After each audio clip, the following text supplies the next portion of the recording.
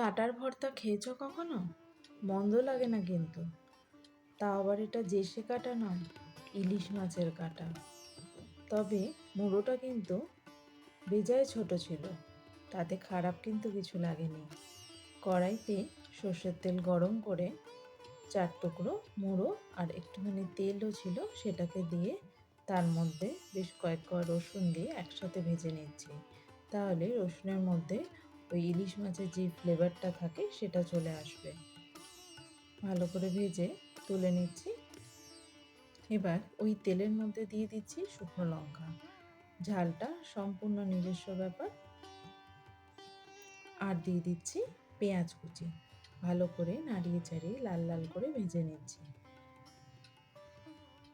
লঙ্কাটাকে মেখে নেব। লঙ্কা মাখার পর রসুনটাকে মাখছি।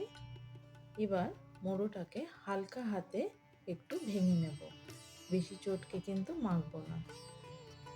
এবার রসুন, লঙ্কা আর পেঁয়াজটাকে আগে ভালো করে মেখে নিয়ে হালকা হাতে কাঁটাটার সাথে মিশিয়ে নেব। গরম ভাতে বেশ লেগেছিল, বাড়িতে ট্রাই করে দেখতে পারো। আর শুধু দেখলেই হবে না, চ্যানেলটাকে ফলো করে দেওয়ার অনুরোধ রইল।